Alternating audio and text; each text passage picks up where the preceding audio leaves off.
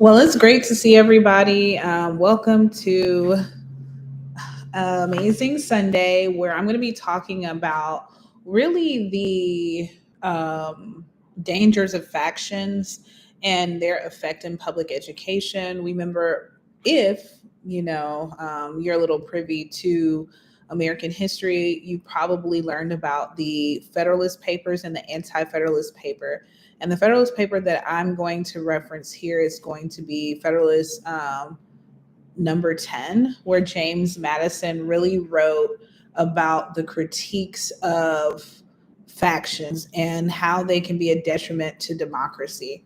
And so I, as a political scientist, have had the amazing opportunity to also study education and understand how political parties and their influence of education can have detrimental effects on the everyday constituent. I just recently attended a very right wing education conference where they talked about a lot of their ethos and really what educational reform would look like for them, really making sure that we go back to a traditionalist style of education where we promote patriotism within the everyday American and those that are studying within our country. I've also had the opportunity to go to plenty of left wing conferences where they're talking about the importance of diversity within a growing diverse country. And both of these particular conferences, I found similarities with just thought patterns that they both had. And what was so interesting is talking about this concept of group polarization as a political scientist, realizing that when they any group congregates together, you will start to see more radical ideas, especially because you have access to disruptors or leaders that are more learned, whether or not they're learned in rhetoric or they're learned in statistics or data, proven strategies will then sway that particular group, especially those that might not be as well read in that particular field, to start to agree with something that might be absolutely outrageous, especially if there is a number of different um, disruptors that might have alternative agendas. And so I was able to see that in both sides of the spectrum. And so what I'm going to talk about is really the dangers with these particular political parties and their heavy influence in education, that being the Democratic Party or your left leaning, and then the Republican Party and your right leaning. And so, what we're starting to see is when it comes to left leaning politics, we're looking at how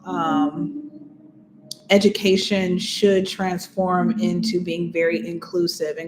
of so many different ideas, where at points, for the everyday American, it can seem that some of these particular points might not be age appropriate. And so this has been the critique that has came from the right, and then some of those that are considered to be moderate or left as well, but still have an interest in how children are developed. And then on the right side, you start to see that these particular constituency wants to have a more traditional style of education. They want to make sure that traditional values such as capitalism, democracy is emphasized, patriotism. And the critique from the left side and those that are moderate, and even some from the right side, is at the end of the day, there's still a history that America has been founded on. It, even though a lot of our founding documents talk about freedom, we know that during the founding of the Constitution, you had to be a white male that owned property. And so being able to utilize these same documents and translate this into freedom for all does come at a cost, because a lot of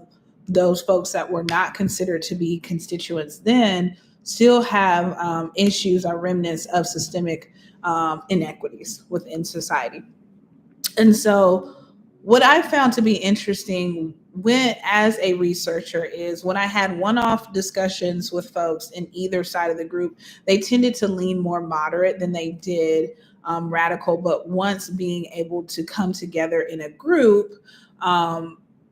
because they did not want to be ostracized,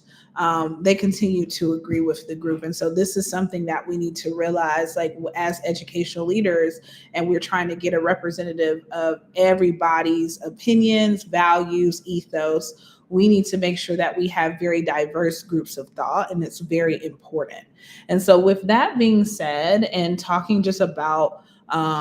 chapters that I read in the New Psychology text, it is important to really thoroughly evaluate our leaders that we place up on these pedestals and that are really guiding the culture and being really artists of identity, and really engineers of identity and how this group is supposed to go. And so when it comes to leadership, both real leaders, regardless of where they fall on the spectrum, understand that they cannot go anywhere without the collective. They can't scare the collective into following them, but they can provide resources, or in some cases, depending on the level tier of leadership, they can also withhold resources as well to get leadership. And typically, when you're withholding or you're not participating in a benevolent style of leadership, you will not get those to follow you. So what I'm saying to our educational leaders, as I'm going to keep this video short, is make sure you have a diversity of thought at the table when creating your ethos around your schools and around your school districts.